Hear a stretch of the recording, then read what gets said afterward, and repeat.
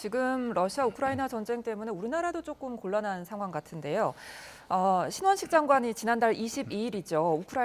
우크라이나에 대해서 적극적인 지원을 하겠다 이런 발언이 있은 후에 러시아가 굉장히 경고성 발언을 내고 있거든요.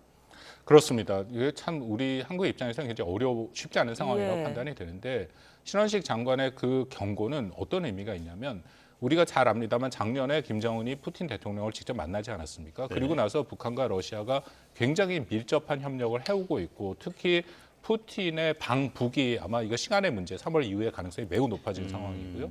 이런 상황에서 한국의 입장에서 제일 우려가 되는 것은 이미 북한이 러시아에게 제공해준 무기, 포탄도 있고 KN-23이라고 불리는 미사일까지 지원을 해줬는데 네. 러시아가 북한한테 어떤 것을 지원해줬는지가 아직은 정확히 확인이 안 됩니다. 작년에 위성을 쓸 때 위성의 기술의 일부를 얘기를 하고 있지만 그거 외에도 뭐 예를 들어서 다른 어떤 기술이라든지 실제 무기가 넘어갔냐. 근데 문제는 실질적인 기술이나 무기를 러시아가 북한한테 제공해 주는 것은 한국의 실존적 위협이 된다는 것이죠. 네. 그래서 어떻게든지 이것을 막아야 되는 한국은 그런 고민이 있는데 그 부분에 대해서 계속해서 러시아는 현재 북한의 편을 들고 있는 것은 맞습니다.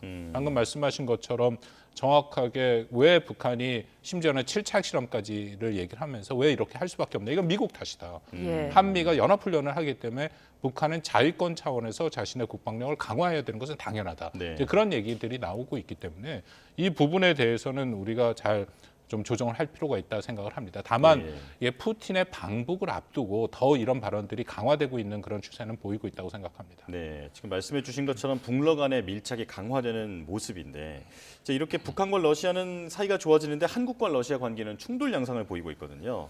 지금 뭐 어떻게 해야 합니까? 글쎄, 뭐 방금 말씀드린 것처럼 우리의 입장에서는 어쨌든 직접적인 안보 위험이 되는 것을 막아야 되는 것은 네. 분명하고요. 그리고 러시아가 북한에 대해서 지지와 지원 의사를 열고는 있지만 더불어서 한국에 대해서도 여전히 문을 닫지 않습니다. 네. 예를 들어서 주한 러시아 대사가 얼마 전에 얘기했고 방금 아주국장, 러시아 아주국장도 얘기한 것처럼 한국과의 관계를 계속해서 유지하고 싶다.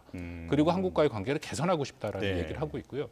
얼마 전에 많은 분들이 보셨을 수도 있습니다만 이 푸틴 대통령이 전 그 미국 폭스뉴스의 칼슨이라는 그 앵커랑 같이 얘기를 계속했는데 올 한 해 어떻게든지 우크라이나 전쟁을 뭔가 협정을 통해서 끝내겠다라는 얘기도 했었거든요. 그렇다면 우크라이나 전쟁이 올 한 해 끝난다면은 러시아 입장에서 훨씬 더 중요하고 필요한 국가는 한국이 됩니다. 예. 지금까지는 어쨌든 우크라이나의 자신들의 무기가 부족했기 때문에 북한의 그런 지원이 필요하지만 이 이후의 상황이면 경제적인 측면이나 정치적인 측면이나 세계적인 위상이나 한국과의 협력이 훨씬 더 중요해지는 그런 상황이 올 수밖에 없거든요. 네. 왜냐하면 유럽과의 관계는 여전히 굉장히 어려울 수가 있으니까 이제 그런 면을 아마 또 러시아는 고민을 하고 있다라는 그런 증거들은 많이 여전히 보이고 있습니다. 예.